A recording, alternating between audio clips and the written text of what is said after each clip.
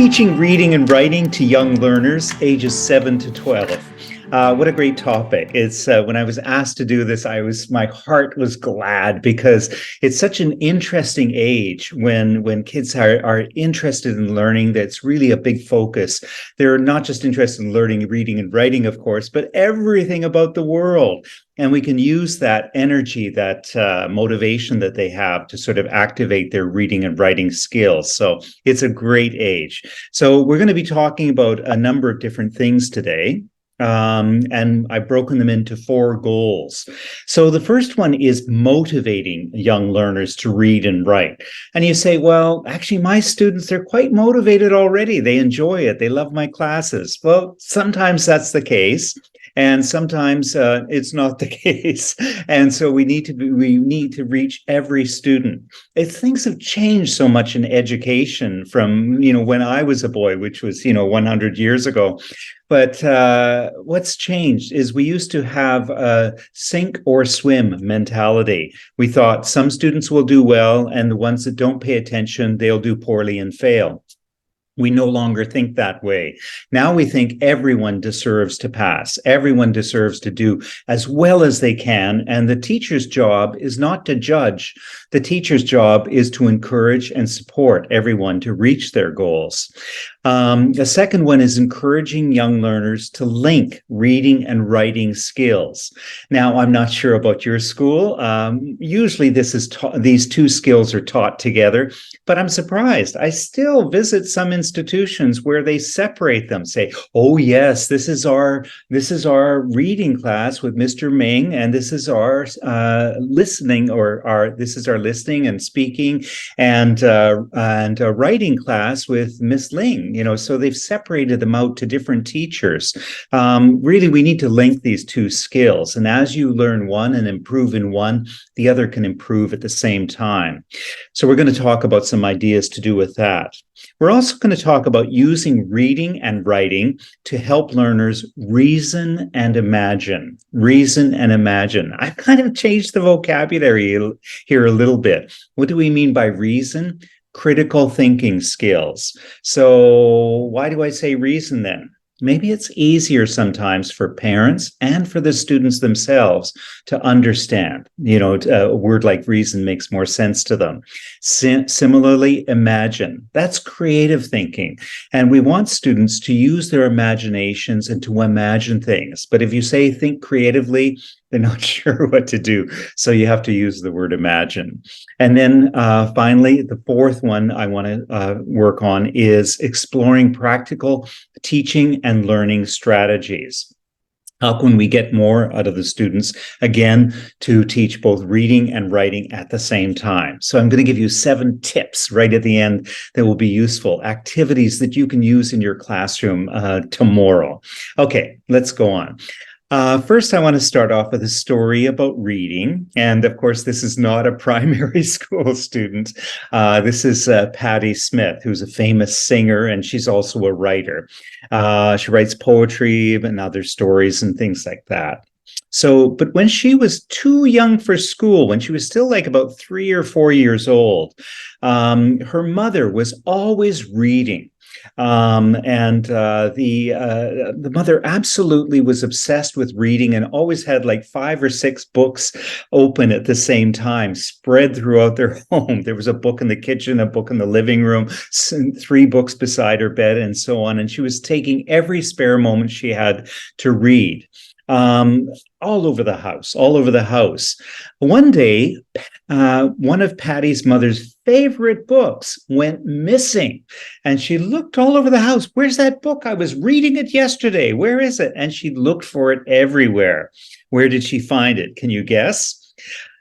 Finally, Patty's mother found the book under Patty's pillow on her bed, right? So she had put the book under the pillow.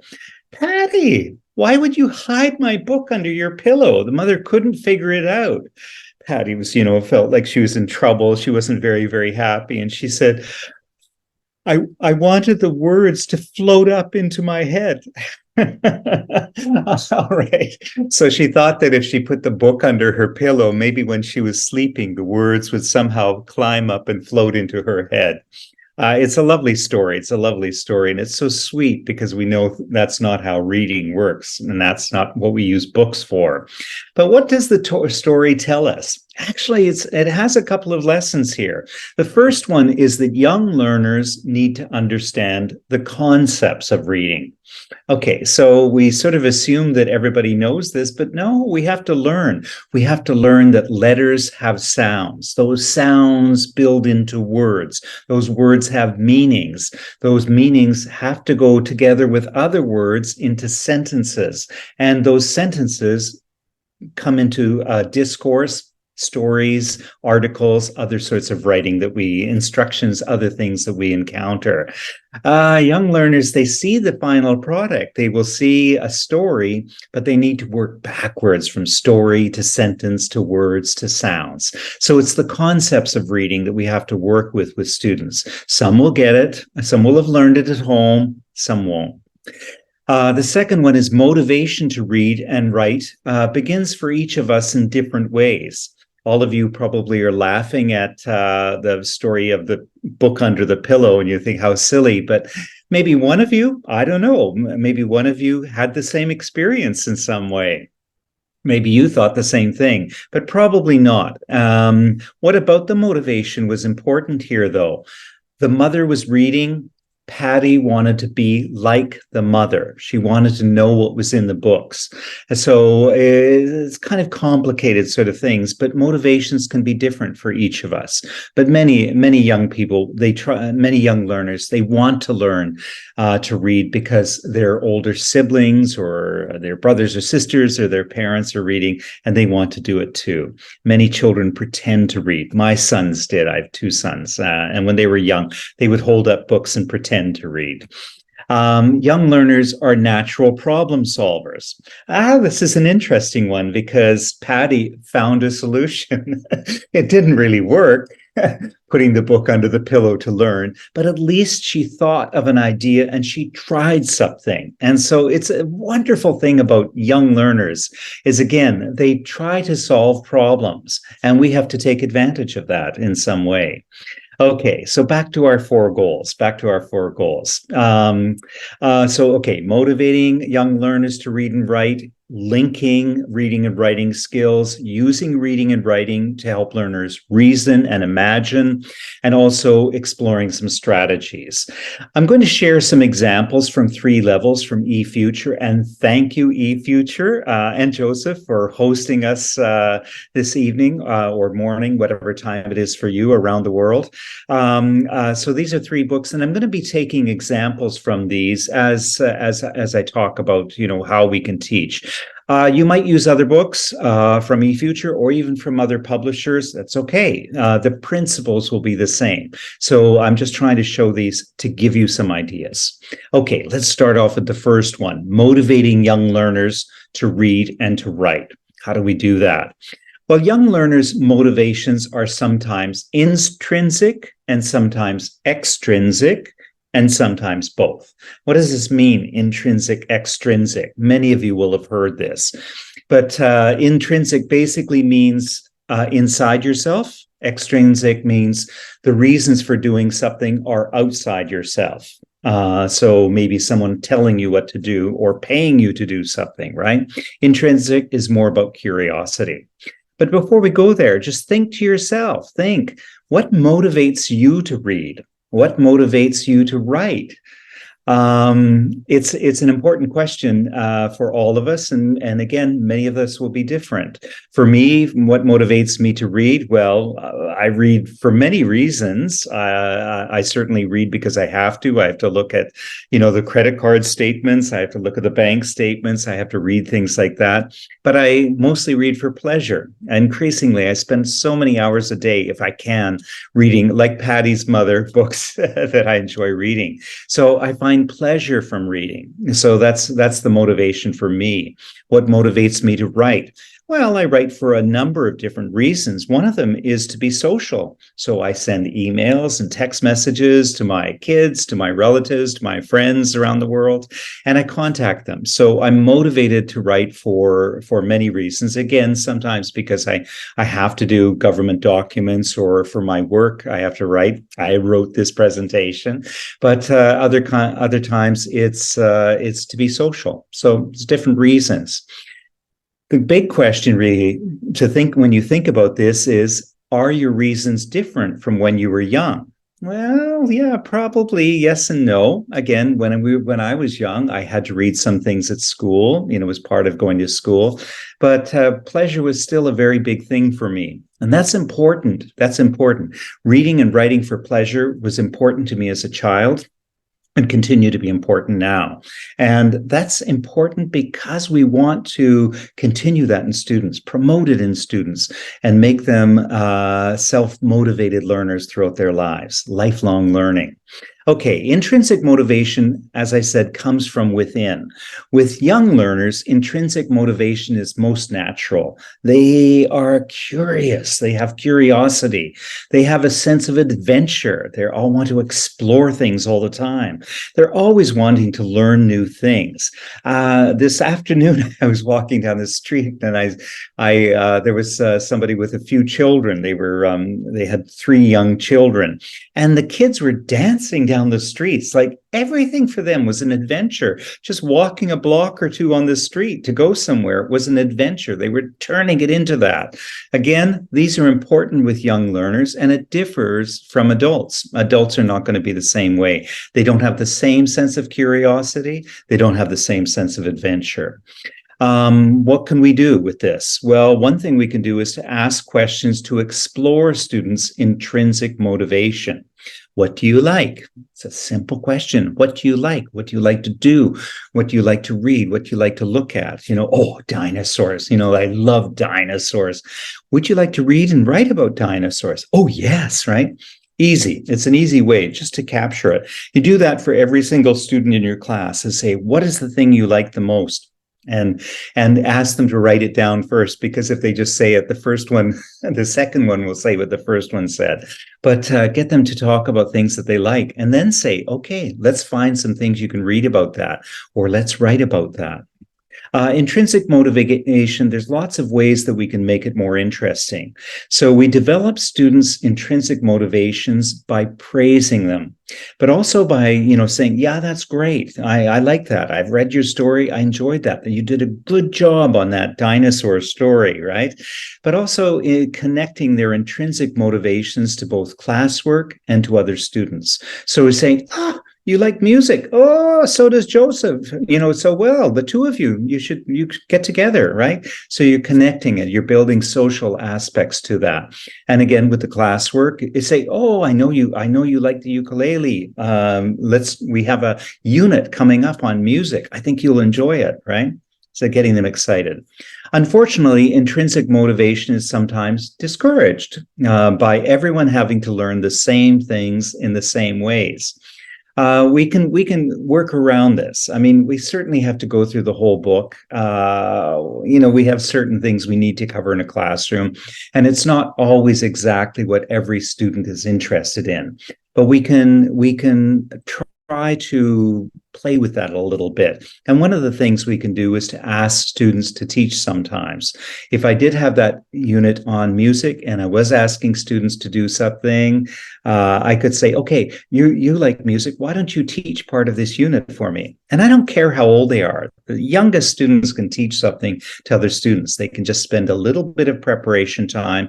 And at the end of it, they feel great. They feel good about themselves.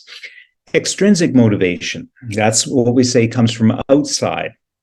Parents, peers, their friends, and teachers all help supply extrinsic motivation to young learners. They give them reasons for learning in different ways. So how do they do that? Well, something as simple as learning a bicycle. In many cases, the parents will model it, or the peers will model it. The friends and classmates also model skills for young learners. So if I'm riding a bicycle, I show that it's possible, and my son wants to ride a bicycle. but not always. Sometimes they think that it's an adult thing and they can't do it. But as soon as they see another a classmate or someone else riding a bicycle for the first time, and they say, "Oh, well, my friend Joseph can do it, and maybe I can do it as well." And so they get connected that way by seeing other people doing it. It shows that it's possible. It shows that it's possible for them. My older son, when he was very, very little, we kept trying to make him swim, to get him to swim. And I was a lifeguard when I was younger. I taught swimming for years, and he was my worst student. But then one day we were at the swimming pool, and another friend came by, and her daughter went swimming, and just paddling away, and my son automatically started doing it as well. He was taking his modeling from her, so it kickstarted his swimming. For teachers more than relatives and peers have a greater focus in teaching young learners. We're narrowing things down. Parent wants to teach everything, how to eat, how to stand up straight, how to, go to bed, how to wash yourself in the bathtub. Everything. I mean, everything they're teaching, but we're teaching them things about language and learning other topics. So we use specialized learning materials to help them learn efficiently and effectively. Two important words here. Efficiently means it's done in a logical and manner that doesn't waste time. Effectively means they are going to learn. It's not, because we test it, we assess it afterwards, and we ensure that they're learning.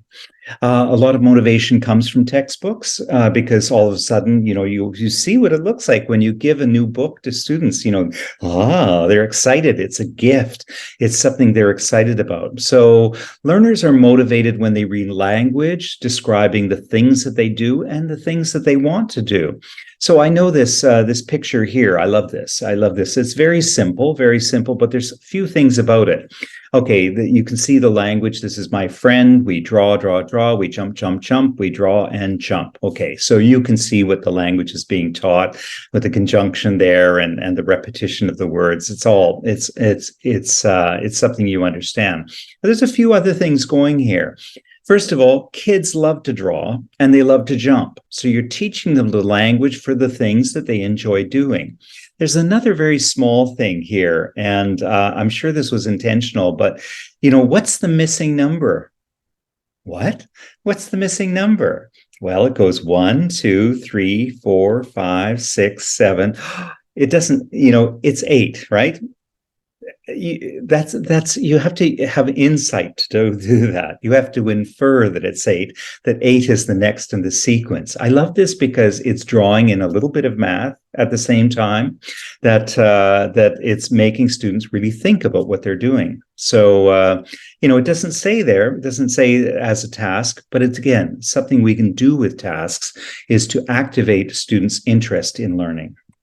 Okay, move through materials and stages. So how do we approach these early lessons with young learners? Well, we want to build confidence. It's the most important thing we can do. And the worst thing that we can do is say, okay, stand up, Joseph, read what's on the page, right? What?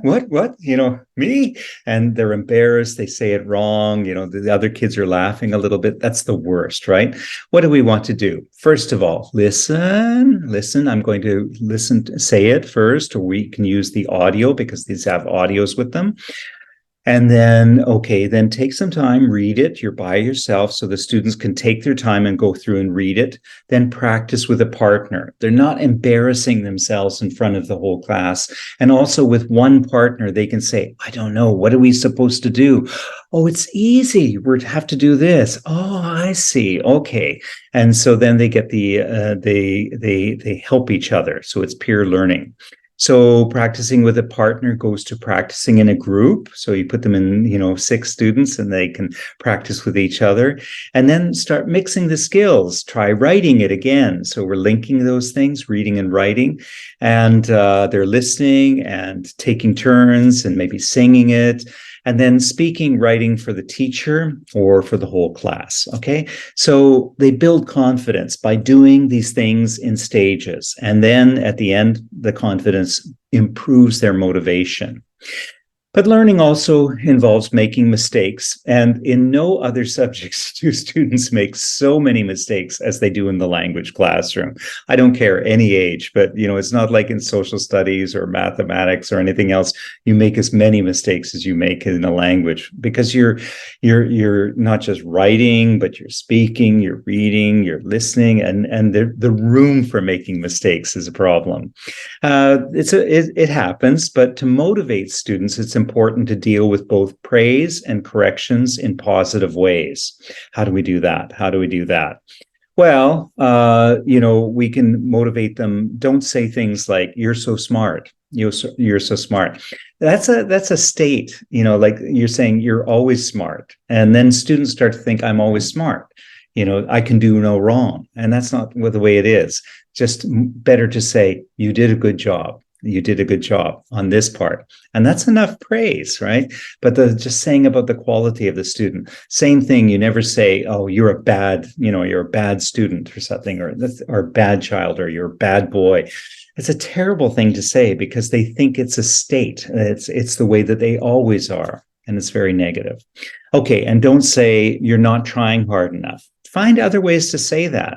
Say, do you think you can do better? Do you think you can do better? It's a question. And they think, oh, maybe. Okay. And they try to figure that out. Right. And when you're giving even negative things, when you're saying something negative, you can smile. It's okay. I find that I notice a lot of teachers because I observe classrooms, and sometimes the teachers, when they're giving bad news, they say, do you think you can do better? And with a, big frown on their face, the student reads that frown. But if you say, do you think you can do better? It's positive, it's uplifting. So it's important the way we give praise and corrections. Okay, number 2, encouraging young learners to link reading and writing skills. How do we do that? And what are we doing it for? There are a lot of reasons to read and write, but young learners don't always think of the reasons. Now, remember, I asked you the motivation questions. What motivated you? What motivates you to read? What motivates you to write? And were they different when you were young, right? So the question is, we have to ask students, why do you read? Why do you write? And it's interesting because students may think, initially the answer is always the same. It's like, well, because I have to, or because it's a class, or, because that's what we do at school. But, you start to think, you start to push that and think, why do you read stories at home? Oh, they're fun. Changing the mindset, but really what we're doing is making them aware of the reasons for reading and writing. So that's a good one, and it's good to connect them. And why is it important to write about things that you read, right? Okay, that's a new question. Okay, what about young learners? Young learners read for interest. They will read anything. They will read forever if they are just if they're curious about something. Like most of us, they read for pleasure, and also they read to fill in holes when they don't know everything or they don't know enough about a topic. So, kids come home, they have a question, they can open up a book and look it up. They'll do that. Sometimes they'll just ask a parent or a peer or a friend or a sibling or something, but there's other ways they can do that. Start each lesson by asking students what they already know about a topic like winter sports. So we're looking at this picture and there's lots of winter sports there. But before I even open the book, I'd say, what do you know about winter sports? What's a winter sport? Who can tell me one? And then what we want to do is connect the ideas to writing. And to do that, we can ask students to write a list or a mind map in pairs or in a group. So what is this? Why would you write in pairs? Writing is an individual thing. No, please get students to write more in pairs and in groups, working together. Like give them a big piece of paper and let them all write on it, or pass it around in the group, everybody writing on it.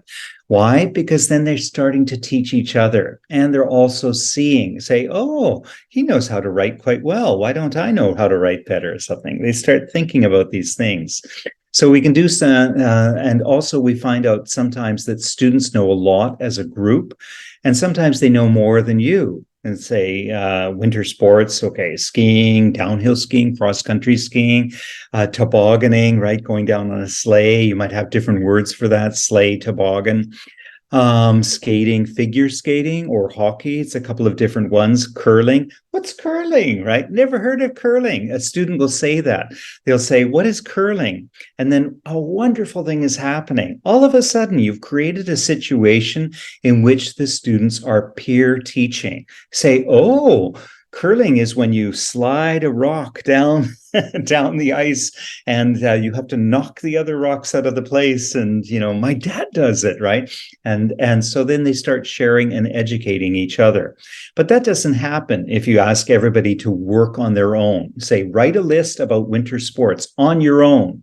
Don't do that. Yeah, get them working together so that they share and so they educate each other. Sometimes they will know more than you. Maybe you haven't done some of these things. Many topics will be completely new to them. It's the nature as they get older, we start introducing more and more things they will have never seen or heard of before. Ask students what they can see in a picture. Write their descriptions. So all of a sudden, again, they're reading a little bits here. They'll read the details without asking. You don't have to ask them to read these things. They will read them. And then they start writing about them. What are they going to write? Well, question tasks build their vocabulary. They're going to say, I see hands, colors, powders, group. There's a group of people, obviously. There's crowns in the little oval, first oval with midsummer, balloons in a t-shirt down on the bottom right. But they're going to go further. They're going to say colors. Yes, what colors? I see yellow and purple and orange and red. And they're going to talk more and more about that and introduce their color words. So what's happening? What's happening here? Great things, great things. The students, by a simple question to write about something, they're really investigating the work. Again, do this in pairs, do it in small groups, but they're investigating it a great more, and they're figuring out what they know and also what they don't know. So then they're going to ask you some questions. Further reading always confirms the ideas. So if we start by asking learners questions about what they know, then searching for new answers becomes more natural for them because they say, yeah, I don't know why they have all those colors. Like, why do they have that? And that's motivation to read, because that's coming up, and it's going to, one, we say Holi. The second one is a festival in India. It is a spring festival. People throw colorful powder, right? And say, oh, okay, starting to get an idea there. If learners correctly predict the answers, they feel good about themselves. Also ask students to think of questions. So, think of, say, we can go back to this previous one and just say, what questions do you have about this picture? What questions would you have about that? First question, say, why are people, holding these powders, right? Yeah. So you go into that. So always do that. Ask, what questions can you ask about these pictures, and getting students really thinking about it. And that becomes natural because that's what we do as adults. As adults, when we see something new, we start thinking who, what, when, where, why, how. We do this automatically as adults, and we're always asking questions when we encounter new things. Students have to be trained to do this. Okay, further reading confirms ideas. And open-ended questions about things learners can figure out makes them feel that they're not being tested. They're being invited to a conversation. So what do we mean by this open-endedness? Well, the open-endedness should be open-ended questions like, we just want to say, what do you know about something here? Just generally, rather than what is the answer to this. Tasks give students reasons to write, and it also gives them useful formats. The format is so important. Look at what we have here on the left. We've got a table and filling in a table.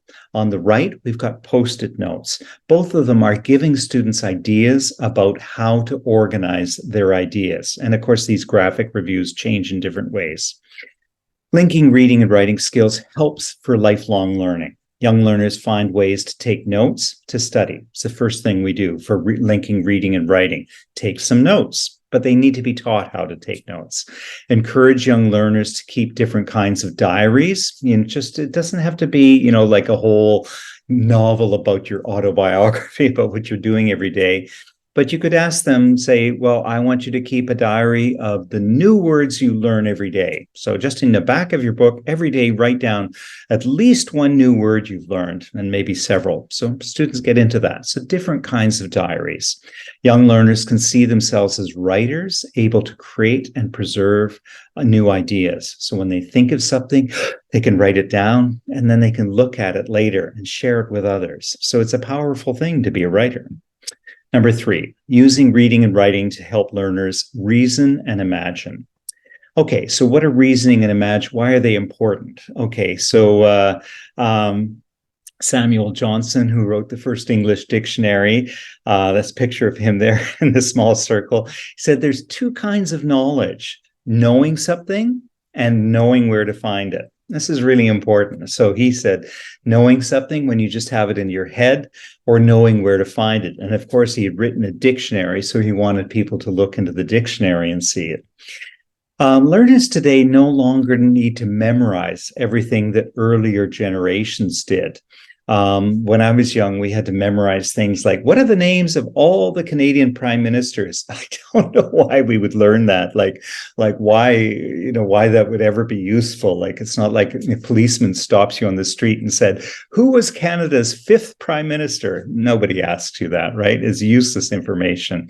But that's the sort of information you can look up, and that's easy. And really today, a computer, a phone, or even a watch. I've got a watch. I can say Siri, and ask questions there and try to get answers back. Artificial intelligence is already doing many of yesterday's jobs. So things are changing. Things are changing about the knowledge that students need and how they're going to use it. The next generation needs to think critically by reasoning and to think creatively by imagining. It's really the jobs that will be out there for the next generation. The jobs working in a factory, that's going to be done by robots. It's already being mostly done by robots now. It's only going to extend. How can reading and writing help learners reason? Well, reasoning, as we say, is part of critical thinking, and it starts by asking problem-based questions, not memorization questions, but problem-based questions. Problem-based questions are, we can look at the book and we can create these ourselves. So what do you think these drones do? Well, in fact, that's the question on the page. So it's just down on the bottom right of the last picture. It says, what do you think these drones do? It's open-ended, right? And it requires that the students use critical thinking. They have to look at the first one. They say, oh, well, what's that? It's over the water, but is that person in trouble? Oh, it looks like a life ring's on there. Maybe it's going to drop a life ring for the person. Okay, so they start, it's for saving people who are drowning. Okay, so all of a sudden, but they go through a process of figuring it out. And that process is critical thinking. So the question makes young learners analyze and evaluate what's going on in the picture. So they're analyzing what exactly is going on, and then they evaluate what is important in the picture, because there's many things in the picture, but they have to choose the bits that are most important. How can reading and writing help learners imagine, not just think critically or reason? Imagining happens when we ask young learners open-ended questions, and questions with different possible answers. So if we say, what's the largest animal in the ocean? One student puts up their hand, says a whale. And then all the other students are like, oh, I knew that, or something, or they're thinking, oh, well, who cares? She answered the question. Well, let's go to the next question. But, we can change that. We can change that in our classrooms by changing the types of questions we answer. Okay, you can still ask, say, what's the largest animal in the ocean? A whale. Is a whale a fish? Actually, it's not. Say, why are whales so big? Why are whales so big? It's a great question. I'm not even sure what the answer is, but you can start thinking about it. And it's not important to know the answer. It's important to be able to try to figure out the answer. So this is where you're developing students' creativity by asking open-ended questions. They think more. So here's a picture. Again, the tagline here on the bottom right of the picture is, what is the girl doing? What is the girl doing? Okay, the question makes young learners imagine possibilities. On the simplest level, she's flying a drone. We can say, oh, well, she's flying a drone. But could it be something else? Well, I would be open to the students saying anything, any sorts of different ideas. And then out of all of those ideas, we've got 7 ideas, say which one is you think is most likely and why, and give us your explanation. And then also asking other questions. Why is she doing it? What is it for? What happens next in the picture? What's going to happen next in some way? Oh, she's going to deliver a parcel to her grandma or something like that. This is Little Red Riding Hood story. Who knows? We can complement the textbook. So sometimes the textbook asks the problem-based and open-ended questions, like this one. Even though it seems like it's a closed-ended questions, there are so many possibilities. It's really open-ended. Sometimes you need to think of these questions, or better yet, make the students do it. Ask the learners to think of the questions. Say, what questions can you ask about this picture? And they'll think of several. They'll think, why does she have the hat on? What's the hat for? Why are the glasses there? What's going on there? Where is she, do you think? And so on and so forth. It doesn't matter what the questions are. It's the process of thinking of them that's important. Okay, number 4, exploring practical teaching and learning strategies. This is bringing us to the last section now. This is our 4th goal for this evening. Okay, all right. Oops, there we are. Okay, so what are strategies and how do they differ from skills? It's a big question. Oh, they're the same thing. No, they're different. What exactly is the difference? Well, strategies are conscious attempts to solve a problem. When we learn and practice strategies enough, they become unconscious skills. So, I told you I have 2 sons. They're big adults. They're taller than I am now. But when they were young, we had this wonderful little spoon shaped like an airplane. Why? Because we had to teach them how to eat with a spoon. And the number of nights that I sat there, number of meals we sat there and sort of say, okay, open wide, here comes the airplane. I love watching parents when they're feeding their children. They're always going, and trying to get them to do it. It's a strategy. How to eat with a spoon is a strategy. It's a strategy because you have to consciously do it when you're a young child. But eventually it becomes automatic. And when you don't think about it anymore, it's a skill. So our job as teachers is to introduce strategies, practice them with students until they become unconscious skills that they do automatically. Okay, so here are some strategies that we can do. So search and write. And for all of these, just say this again, for all of these, I would like the students to do these on their own, to take charge with some of these so that they will do it in their own time and long after the class is gone. Okay, so here's one. Write a sentence with words that the students are learning. Put each word on a different piece of card and hide it. Hide each one around the classroom in a random order. Students find the words, write them out because they don't take them down. They just see them up on the wall or, underneath somewhere or behind something. They find all the words and you can tell them, say there's 7 words you're looking for, 10 words that you're looking for, and they'll eventually find all of them. And then they write them out, so they're around copying them, and then they have to rearrange the words into sentences. For advanced students, you can use sentences. So instead of just writing one word, I would write a whole sentence, then another sentence, and they would have to put the sentences together into a complete story of some kind.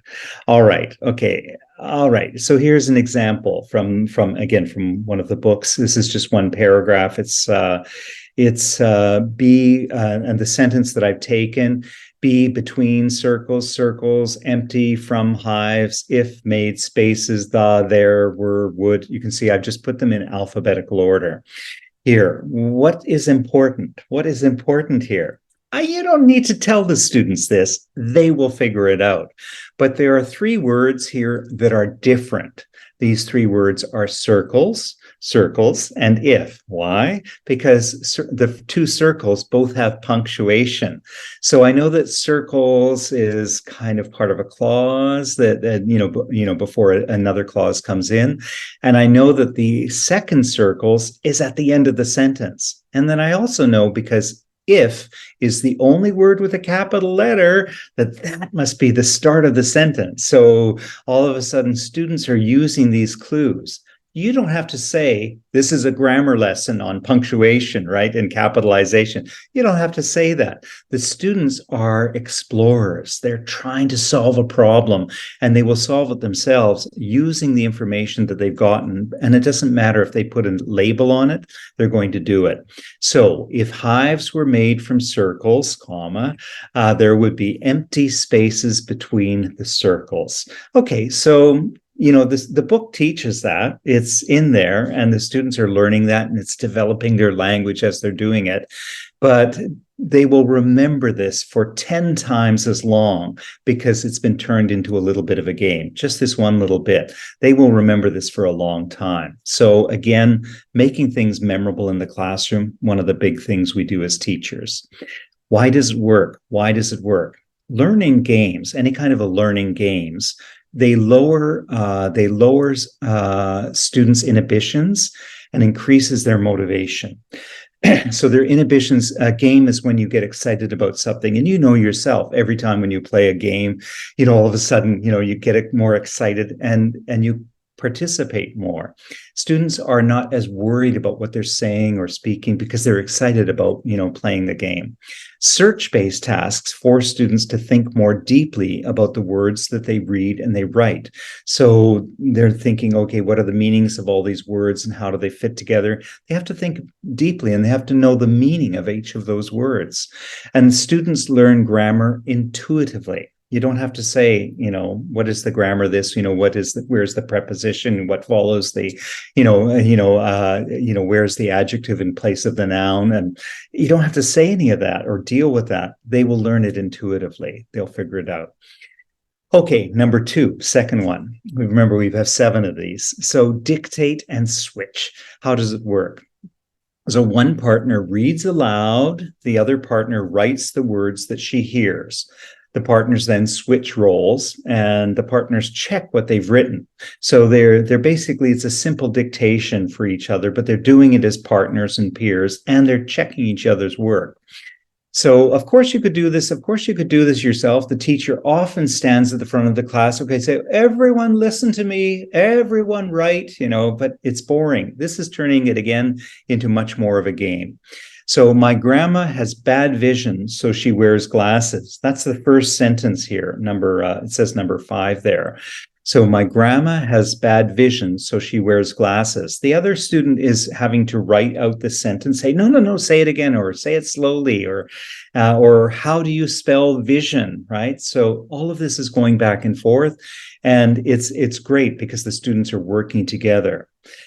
Why does it work? Why does it work? Well, first of all, students are practicing all 4 skills. They're reading, they're writing, they're listening, and they're speaking. So all 4 skills are being used. Very simple little task. It looks like dictation, just speaking and listening, but of course they're reading and writing as well. Students become peer teachers. They review and they edit each other's work. So they're kind of going back and forth, say, no, that's, you spelled that one wrong. How do you spell it? Look at mine. And so they're teaching each other. So they become friends, helping each other. And thirdly, the students learn empathy and other social skills about talking to each other. One of the greatest things we do is we get students trained to work in groups, because that's what the workplace is like these days. People work together in offices and groups and teams, and they're not always competing or just working individually. No student is going to go to their first job and the boss say, "Oh, welcome, your first day on the job. Now, sit at your desk and write a 500-word essay." Nobody does that, right?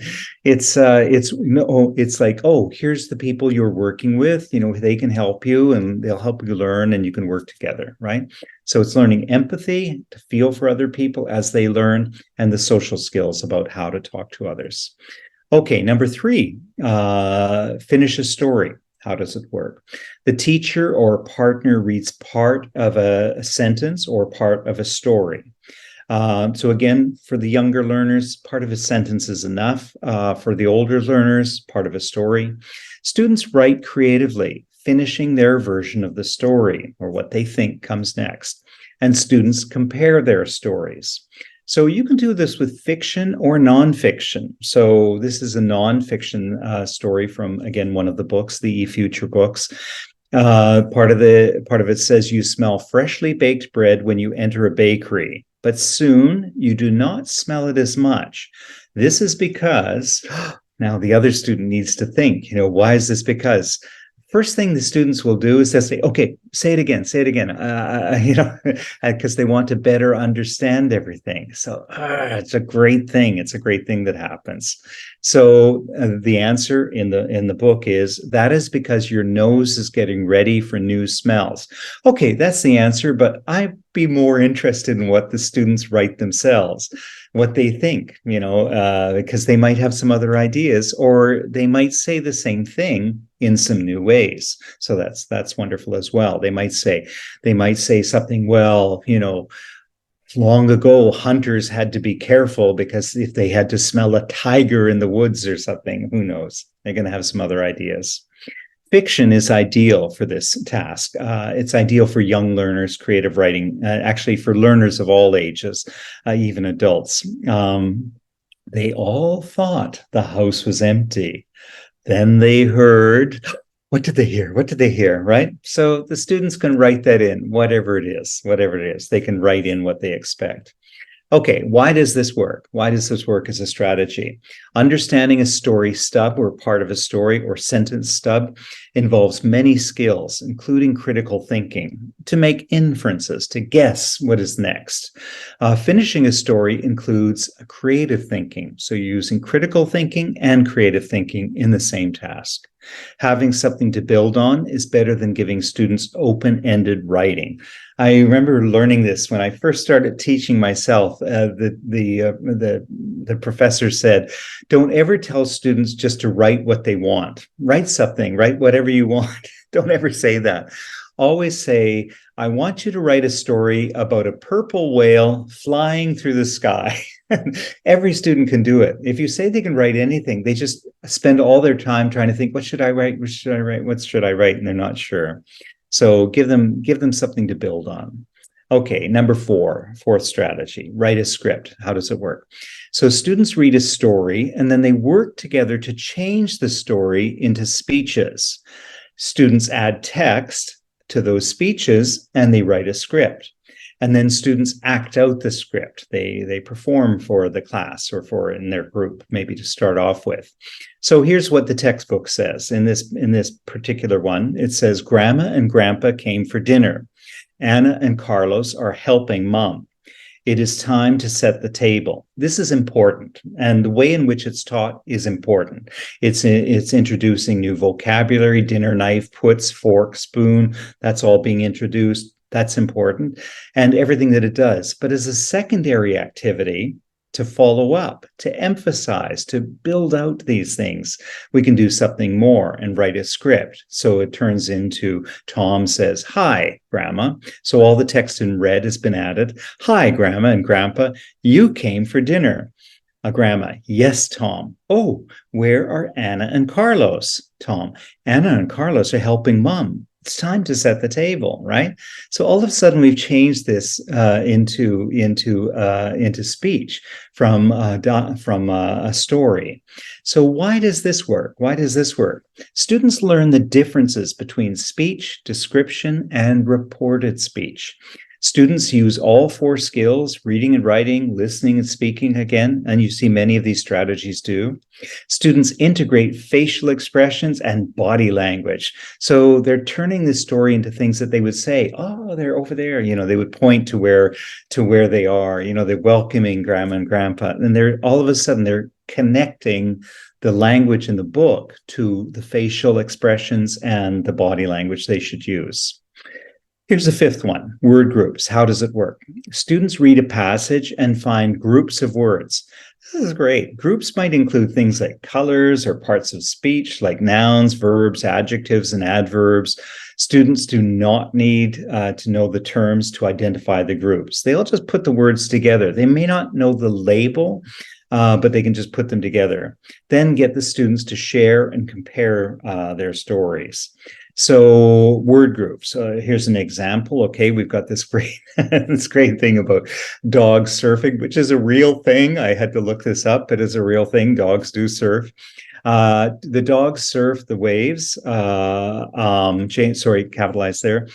Jane's dog surfs a big wave. Her dog wins first prize. Jack's dog surfs a small wave. His dog wins second prize. The two dogs play together. They are best friends too. What have I done here? The words in blue are articles, the and a. The words in red are verbs. The words in purple are adjectives. So again, students can figure these out. They don't have to know the words verb, adjective, or articles. They will figure it out and they will put it together. And it's not important. No one is going to stop them on the street when they're an adult and say, okay, what exactly is an article?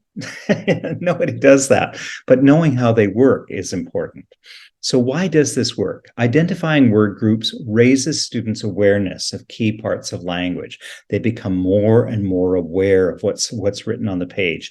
It helps to develop students' mental maps or schema. Remember we showed you the little mental map of winter sports? It happens in our brain. It's like a web of connected ideas. So they link new words that they learn in ways.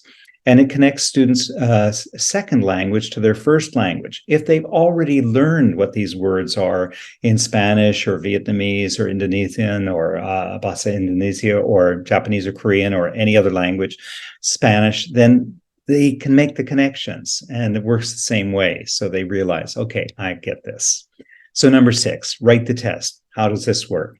Students read a unit or part of a unit and work in pairs or small groups to write test items about it. They share their test items with the rest of the class. It's not important for students to take the test. That's not what this is about. It's actually the process of writing the test questions that's important. And students will do this in many different ways.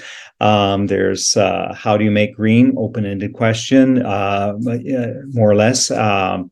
Write in a sentence. What do you get when you mix green? That's multiple choice. You could have true, false, different things like that. But the students can write all the questions. You don't have to give them very much direction. Why does it work? When students make a test, they better understand the relationship of questions to content. So they realize the connection here. How do questions and content fit together? Writing tests make students more aware of what they should learn, because then they start looking at, well, what's important here? So they go through and they'll see, well, what question did you write? Oh, I wrote about this. I don't know that, and so then they start sharing that. I do this with my graduate students, my doctoral students. I do the same thing. I ask them to write the questions for me. Everybody write 10 questions each, and they will go into the chapters, the presentations, the discussion forum, and then all together, they'll compare all their questions and give me 100 questions or 150 questions. I'll randomly take 20 and that'll be their test. They say, oh, but they know the answers. Exactly. That's what you want. You want them to learn. So writing tests make students more aware of what they should learn. If students write test items that don't work, it's a teachable moment. It's a learning opportunity. Say, well, it's a great try. I'm glad you tried, but that's not how multiple choice questions work. Let's look at this one again and see what we can do. Okay, 7th, the final strategy, book report. How does that work? Students read a short passage, a chapter, or a storybook. Students decide what questions they should answer, and then they write a report. saying what happens, what they like, and so on. As a group, you can say, what questions should we put in our book report? Let the students decide. Let them think about what's important.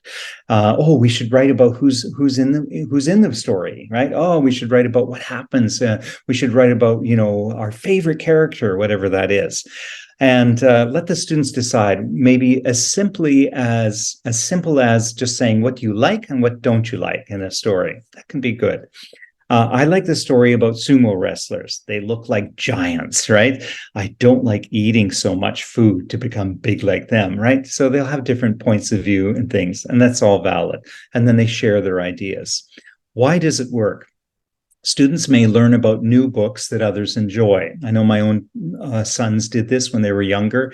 The teacher would have everybody read a different book, fantastic, and then they would write little reports. But all the kids were sharing and say, oh, this is a great book. What are you reading? Oh, this is fantastic. You should read it after me. I will. Okay, they're more likely to think about what they read.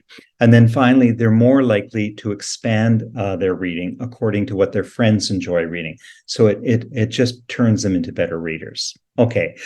Oh, lots of information. What do we know? 4 things. 1, we need to motivate students to read and write for extrinsic reasons, but also understand and activate their intrinsic motivations that they already have. We can link young learners' reading and writing skills by showing the reasons that they should do so. So show them reasons for reading and writing. Give them a reason to write a diary or something else. Learners reason and imagine when presented with problems, not lists of things to memorize. So let them solve problems. And finally, strategies encourage lifelong learning. So teach strategies, practice them, develop them into skills for your students. Oh, okay. All right. So we've come up to time here.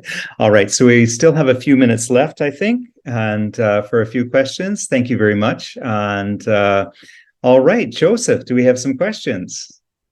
Yeah, we do. I saw one that was written by Scott Arthur. Mhm. This makes sense when working with native English speaking students who understand your questions. I'm having trouble with making my questions understood, Right. which in turn becomes a teaching situation that reduces time from class. I only have 40 minutes once a week. I'm also required to teach conversation targets. Time is our enemy. Yeah. All right. Okay. So great questions. A lot of it has to do with preparation. In every class, there's always one student who's a little bit better than everybody else. Get that student on your side, get them to sort of be the person that you communicate with, and maybe, spread the news about what the task is. If you teach a task once, it might take a lot of time to do in one class. But if you repeat it each time or in several classes, they know how it works, and they can follow in a lot easier. Homework is your friend as well, but students don't like to do homework. They will if it's more fun. So again, if you have any of these strategies, activities which seem like a little bit more fun, maybe they will do that. Yeah, it's a tough one. It's a tough one. Really, what you should do: become the minister of education and overthrow the system. But give more time to learn language. But again, I recognize that you have to work in constraints that are difficult sometimes. Yeah. And we have one other question here. Is it effective to teach students online reading material? Okay, so what's the difference between reading online and reading in a book? It's a huge controversy. I do like the fact that more information is available online. In some places, they don't have a local library to go to, and sometimes the choices of reading is greater. But a library or the books that you can share with students is so much nicer because you can curate the books that they're reading or the materials that they're reading. But sometimes, many times, publishers have done this. They've created materials online for students to read. And certainly it's natural for them to pick up a phone or a laptop or things, as long as it's equal for the students. It's a big problem. We talk about the digital divide. And, if some students have laptops and some don't in their homes, is it fair? So not really fair. So that's an issue. Yeah. Hmm. Thank you. If I may, can I go ahead? Can I share my screen just to give some additional information to the students, or not to the students, the attendees? Oh, we got another question here. Oh, Okay. just a thank you. It was a thank you. You're welcome, Scott. I thought I saw another question somewhere. Should we let other peer students answer the questions before the teacher answers? Yes, always. I think always it's always good to, let the peers, give them more. It teaches them leadership. It teaches them that they have a different role in the classroom beyond just being a student. So I think that's really a good thing to do. Yeah. And it looks like how can we take advantage of AI during classes? This is something we talked about in our last webinar as well. So your input would also be very valuable here. Yeah, well, it's kind of a loose cannon right now. AI, it does some things extremely well, and it can give a lot of really, really bad information, bad data. I've been trying to use it myself quite a bit, and with my students in this past, I just finished a course working with 15 graduate and doctoral students, and a mess. I said you can use it totally, use it as much as possible. Just tell me what you're doing, and they had really, really mixed results in terms of what it was doing. I don't think it's quite there yet.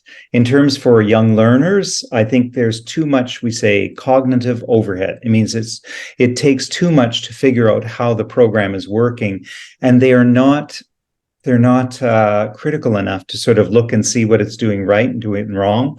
It's like a calculator. When calculators first came out, I remember say, what's 3 times 3? They do it and they say, oh, it's 999. And I say, well, I don't think so. And I say, oh, yeah, but oh, it's 99, and they say, oh, no, it's not. So they were using it and they believed what the calculator said, but they didn't realize that you have to use the calculator properly. We're in the same situation right now with AI. I think a lot of people think it looks exciting, but if they don't know how to use it or get the best out of it and be critical about the responses that it provides, I think it's troublesome. Yeah.